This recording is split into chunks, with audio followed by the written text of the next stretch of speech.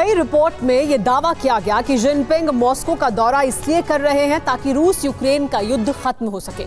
कई रिपोर्ट में कहा गया कि इस दौरे से जिनपिंग दुनिया में शांति दूत की इमेज हासिल करना चाहते हैं। लेकिन मॉस्को से जिनपिंग के निकलते ही क्रेमलिन ने यह साफ कर दिया कि दोनों नेताओं की मुलाकात में यूक्रेन के साथ शांति की योजना पर कोई बात नहीं हुई। अब यह साफ हो चुका है कि खुदगर्जी के लिए मशहूर चीन इस दौरे से भी कुछ हासिल करने ही आया था। ताइवान के मुद्दे पर अमेरिका से भिड़ने की हिम्मत जिनपिंग अब तक नहीं कर सके हैं। माना जा रहा है कि अब पुतिन के साथ मिलकर जिनपिंग अमेरिका को चुनौती देंगे। 100 साल के इतिहास को बदलने का ख्वाब और विध्वंस के ऐसे हथियार बनाने का जुनून कि बरसों से कायम वर्ल्ड ऑर्डर चंद महीनों में बदल जाए। बेहिसाब ताकत की भूख और अमेरिका से दो हाथ करने वाले पार्टनर की तलाश में ही जिनपिंग ने बीजिंग से मॉस्को का सफर किया।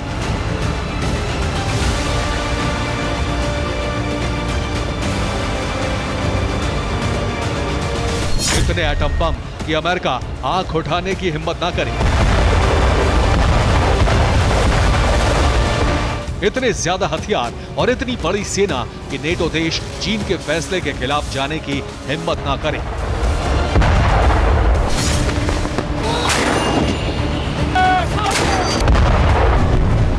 जिनपिंग के मॉस्को दौरे से जो संकेत मिले हैं वो नए नहीं हैं।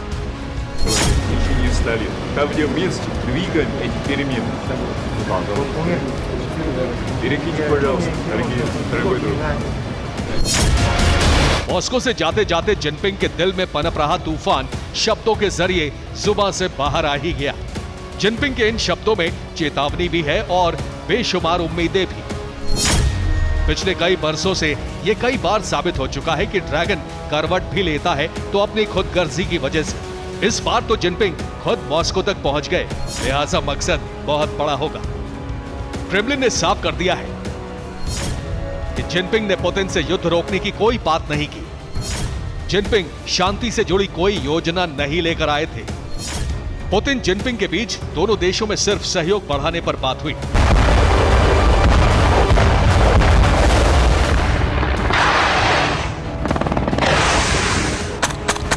क्रेमलिन के प्रवक्ता ने अपने बयान से उन तमाम दावों को खारिज कर दिया जिसमें कहा गया था कि जिनपिंग युद्ध खत्म करवाने की कोशिश करेंगे।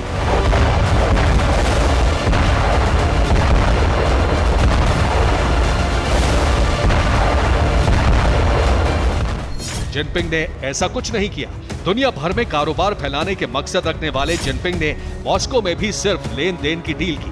हाँ, ये जरूर है कि चीन रूस की डील को दोस्ती की चाशनी वाली परत से ढक दिया गया। रिपोर्ट के मुताबिक पुतिन जिनपिंग ने नया वर्ल्ड ऑर्डर बनाने का संकल्प लिया। यूक्रेन में युद्ध खत्म करने और शांति लाने का कोई प्लान नहीं है। जिनपिंग ने युद्ध में समर्थन देने की कोई बात नहीं कही है। जिनपिंग ने खुलकर कुछ नहीं कहा है, लेकिन दोनों की मुलाकात का मकसद अमेरिका की सुप्रीमेसी को खत्म करना है। रूस से चीन ने 25,000 किलो यूरेनियम खरीदा है।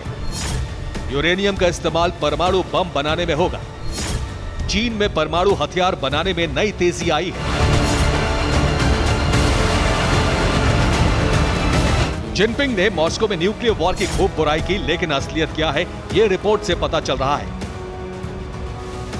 एक रिपोर्ट के मुताबिक रूस के इंजीनियर्स की तरफ से बड़ी मात्रा में न्यूक्लियर फ्यूल को ताइवान के उत्तरी तट से करीब 220 किलोमीटर दूर एक द्वीप पर भेजा गया था।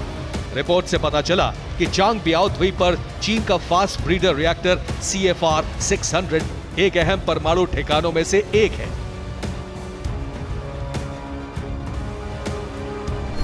अमेरिकी इंटेलिजेंस के मुताबिक चीन का CFR 600 इस साल वेपन ग्रेड प्लूटोनियम का उत्पादन शुरू कर देगा, जो अगले 12 सालों के लिए चीन को हथियारों के जखीरे को 4 गुना तक बढ़ाने की ताकत देगा।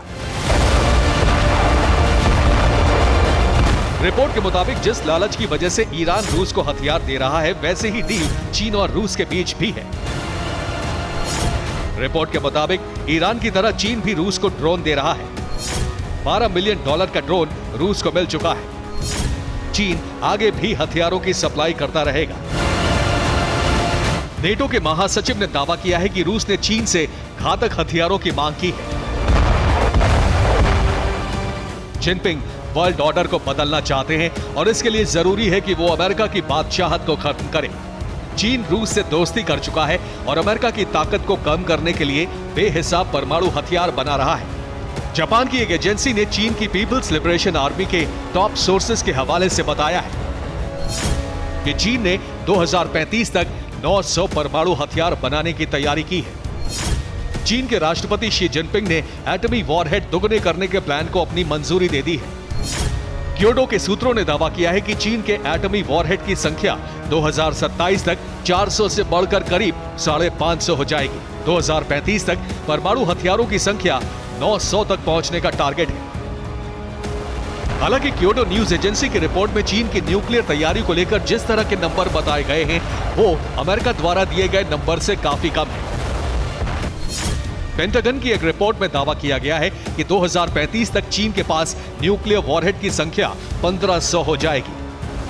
दुनिया भर के परमाणु हथियार संपन्न देशों के पास कितने न्यूक्लियर वेपन हैं, इसका पुख्ता आंकड़ा Stockholm International Peace Research Institute यानी सिप्री का माना जाता है। सिप्री ईयर बुक 2022 के मुताबिक रूस के पास कुल परमाणु हथियार 6255 है। रूस ने 1588 वॉरहेड तैनात कर रखे हैं, जबकि 2889 वॉरहेड उसके परमाणु जखीरे में रखे हुए हैं। इसी तरह अमेरिका के पास कुल परमाणु हथियार 5550 है। अमेरिका ने 1744 वॉरहेड तैनात कर रखे हैं, जबकि 1964 वॉरहेड परमाणु जखीरे में रखे हुए हैं। जिनपिंग के दिमाग में परमाणु बम की ऐसी सनक सवार है जिसे पूरा करने के लिए वो किसी भी हद तक जा सकते हैं। चीन सिर्फ न्यूक्लियर वेपन्स ही जमा नहीं कर रहा है, उसका फोकस न्यूक्लियर वॉरहेड्स के सटीक इस्तेमाल के लिए इंटरकॉन्टिनेंटल बैलिस्टिक मिसाइलों के डेवलपमेंट और डिप्लॉयमेंट पर भी है। अब पुतिन के साथ जिनपिंग की मुलाकात के बाद यह साफ हो चुका है कि चीन रूस को युद्ध के लिए हथियार देगा और बदले में रूस चीन को परमाणु हथियार बनाने में मदद करेगा।